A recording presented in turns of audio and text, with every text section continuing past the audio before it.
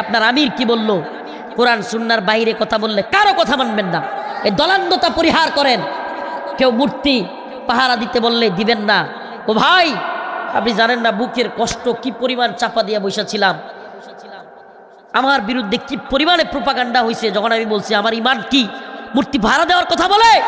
এই কথা বলার কারণে আমাদের ভাইরা কি পরিমাণ প্রোপাগান্ডা, হেরা মনে করছিল হেরা ক্ষমতায় আয় বসছে। আরে বাপরে, মূর্তি পাহারা দেয় পারলে ভারত গিয়া মূর্তি পাহারা দেয়। এদের অবস্থা এমন হয়েছিল, হেরা ক্ষমতায় আয় বসছে। কেমন জন্মাই দেখায় চাই জুইতেছে, এখন বুঝতেছে। আপনি মন্দির পাহারা দেন ওদের, আর এরা আমাদেরকে জবাই করে।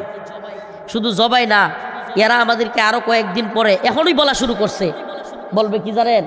হায়রে আহাম্মকের দল, এরা বাংলাদেশে আমাদের মন্দিরের দারোয়ান সাজছে, আর আমরা ভারতে এদের বাবরি মসজিদ ভেঙে দিই, বিভিন্ন মসজিদ ভেঙে দিই, বুলডোজার দিয়ে এদের বাড়ি ঘর ঘুরাইয়া দিই, আর এই আহাম্মকের দল বাংলাদেশে আমাদের মন্দিরের দারোয়ান সাজছে। আমার কথা মনে হয় বুঝাইতে পারি নাই। আমরা কি সাজছি? মন্দিরের দারোয়ান। কেউ গিয়া ত্রিপিটক পাঠ করে, কেউ গিয়া গজল গায়। নাউজুবিল্লাহ, নাউজুবিল্লাহ। এ মিয়া, আপনার মধ্যে ইমানি গায়রতি নাই? যেখানে আল্লাহর বিরুদ্ধে শিরিক হচ্ছে, যেখানে আল্লাহর বিরুদ্ধে সরাসরি শিরিক হচ্ছে, সেখানে আপনি সংহতি জানাইতে গেছেন, আপনার ইমান থাকবেনি? তওবা করেন, যারা গেছিলেন খালেস তওবা করেন। এখনো বুঝেন আমার আল্লাহর চাইতে বড় বুদ্ধিজীবী কোনো শায়েখ, কোনো উপদেষ্টা না।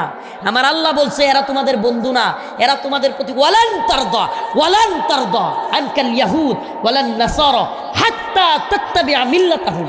এরা কখনো তোমাদের প্রতি রাজি খুশি হবেই না। আল্লাহ বলতেছে হবেই না। এরা তোমাদের রসুলের দুশমন, এরা তোমাদের ইমানের দুশমন, এরা তোমাদের ইসলামের দুশমন। কিভাবে তোমার বন্ধু হবে? কিভাবে হবে? কোরআনের বিরুদ্ধে গিয়ে আমরা শায়েকের কথা ভালো হয়ে গেছে গা, উপদেষ্টার কথা ভালো হয়ে গেছে গা। এই উপদেষ্টারা এখন কই? যে উপদেষ্টারা হিন্দুদের মন্দিরের সময় এত লাফাইছিল, এগুলো এখন গুজব চড়াইছে, এগুলো নাকি মরে গেছে গা। কেউ কই কয় না মরে নাই, এখন সুস্থ আছে।